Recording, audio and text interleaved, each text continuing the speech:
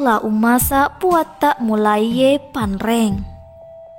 La umasa, inilah pewaris tahta Mangkaubone yang menggantikan ayahandanya bernama Manurungiri Matajang yang telah gaib bersama permaisurinya bernama Manurungiri Toro.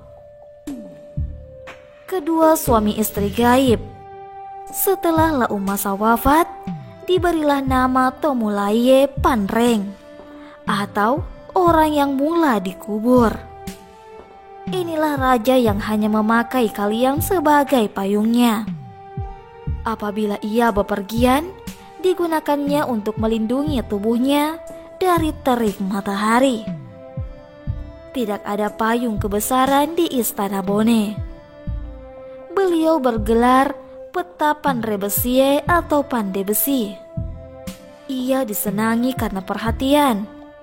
Ia dikenali disiplin, ia dikenali seksama, dan ia disebut sangat teliti. Saudara perempuan Arumpone yang bernama Wipatanrawanua menikah dengan Lepatikeng Arung Palaka. Adalah La umasa sebagai Raja Bone yang menaklukkan Biru, Maloi, dan Celu. Ia juga merebut Anrobiring dan Majang. Dia pula raja yang bersengketa dengan iparnya bernama Lepatikeng Arung Palaka. Hingga keduanya terlibat perang. 3 bulan lamanya perang, namun tidak ada pihak yang kalah. Keduanya pun memilih berdamai. Belum terbilang kebesaran dan kekuatan negeri Bone pada masa pemerintahannya. Beliau tidak memiliki anak pewaris kecuali Tosuwale dan Tosulowaka sebagai anak kandungnya. Sebab istrinya adalah wanita kalangan rakyat biasa.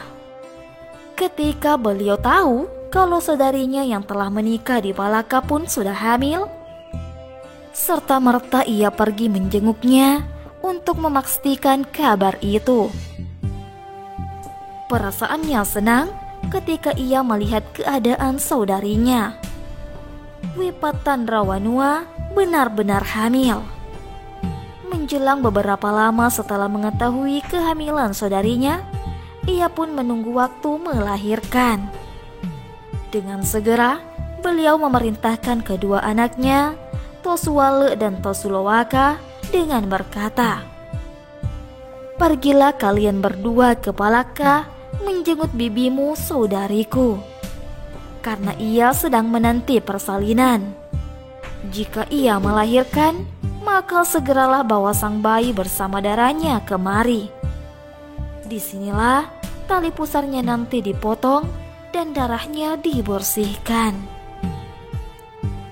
Tosuwale dan Solwaka bergegas berangkat menuju Palaka. Ketika mereka tiba, keduanya pun segera naik di istana Palaka. Belum juga Tosuwale dan Susulwaka duduk, permaisuri Arung Palaka pun melahirkan. Anaknya adalah seorang lelaki. Sosok tubuh sang bayi menampakkan kalau ia sosok satria. Rambutnya tegak berdiri ke atas. Tosuwale dan Tosulowaka dengan sigapnya kemudian menaruh tubuh bayi dan darahnya di atas wadah, lalu membungkusnya dengan kain dan membawanya ke timur di Bone. Pada waktu sang bayi dibawa pergi, secara kebetulan Arung Palaka tidak berada di tempat. Ketika tiba di Bone, sang bayi pun dinaikkan ke istana. Secepat itu pula, tembuninya dipotong dan tubuh sang bayi pun dibersihkan. Saudari Arumpone bernama Wesamatepa yang disuruh menyusui dan mengasuh keponakannya itu. Sudah semalam sang bayi tiba. Penduduk Bone pun diundang datang berkumpul.